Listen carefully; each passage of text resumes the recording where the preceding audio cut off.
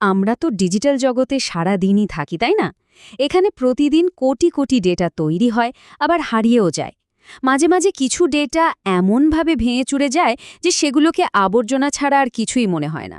কিন্তু জানেন, এই ডিজিটাল ধ্বংসাবশেষের মধ্যেও অনেক সময় আস্ত একটা গল্প লুকিয়ে থাকে। আর ডিজিটাল প্রত্নতত্ত্বের কাজ হলো ঠিক সেটাই, ওই ভাঙা টুকরোগুলোকে জুড়ে একটা সম্পূর্ণ ছবি তৈরি করা। চলুন আজ আমরা এমনই একটা অনুসন্ধানে নামি। স্ক্রিনে যা দেখা যাচ্ছে এটা কি? মনে হচ্ছে যেন হিজিবিজি কিছু অক্ষর আর শব্দের জগাখিচুড়ি, তাই না? এখান থেকে কোনো মানে খুঁজে বের করা তো প্রায় অসম্ভবই মনে হতে পারে। কিন্তু বিশ্বাস করুন, এটাই আমাদের আজকের রহস্যের প্রথম সূত্র।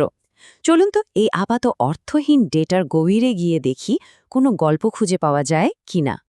আমাদের হাতে তদন্ত করার জন্য আছে শুধু ওই কয়েকটা জিনিস: একটা ইউটিউব ভিডিওর টাইটেল ইয়ামিন মাঝি, একটা চ্যানেলের নাম টুকি অ্যানিমেশন, আর ওই ভেঙে যাওয়া প্রায় অবদ্ধ ট্রান্সক্রিপ্টটা। এটুকুই আমাদের সম্বল। চলুন এই সূত্রগুলো দিয়েই আমাদের অনুসন্ধান শুরু করা যাক। তো যে কোনো গোয়েন্দা গল্পের মতোই আমরাও শুরু করব সবচেয়ে সহজ আর স্পষ্ট সূত্রটা দিয়ে, আর সেটা হলো ভিডিওটার শিরোনাম। নামটা হলো ইয়ামিন মাঝি। এখানে ইয়ামিন একটা বেশ পরিচিত নাম, কিন্তু আমাদের গোয়েন্দা গল্পের আসল চাবিকাঠিটা কিন্তু লুকিয়ে আছে মাঝি শব্দটার মধ্যে। চলুন তো এই শব্দটার মানেটা একটু খুঁজে দেখি। আর এখানেই হলো আসল মজা। মাঝি শব্দের অর্থ হলো নৌকার চালক। ব্যাস, মুহূর্তের মধ্যে আমরা আমাদের গল্পের প্রধান চরিত্রকে পেয়ে গেলাম।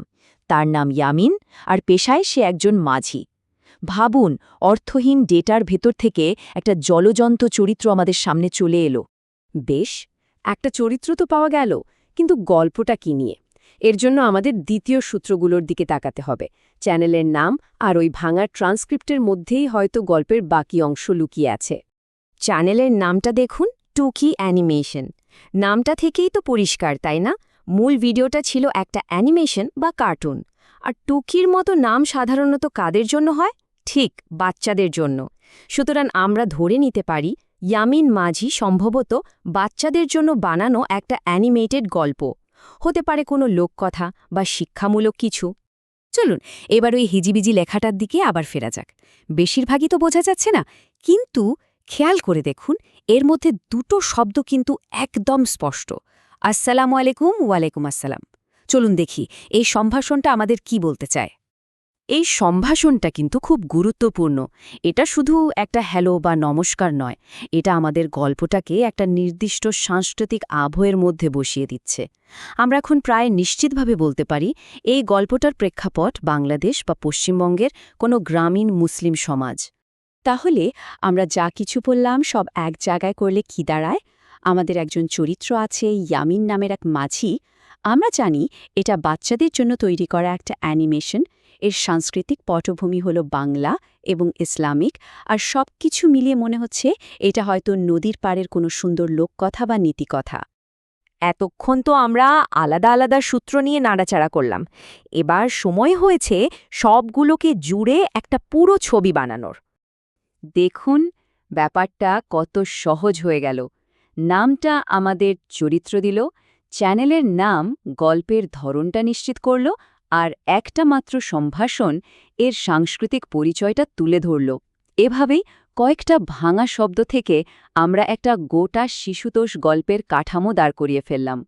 এই ছোট্ট গোয়েন্দা গল্পটা আসলে আমাদের ডিজিটাল যুগের একটা বড় সত্যি চোখে আঙুল দিয়ে দেখিয়ে দেয়।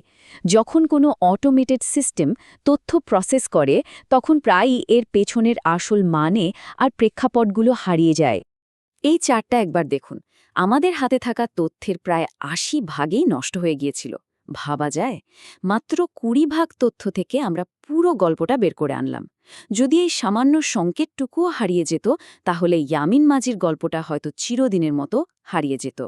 এখানে যে কথাটা লেখা আছে সেটা একদম সত্যি। টেকনোলজি ডেটা পড়তে পারে, কিন্তু তার ভেতরের আবেগ, সংস্কৃতি আর গল্পটা প্রায়শই ধরতে পারে না।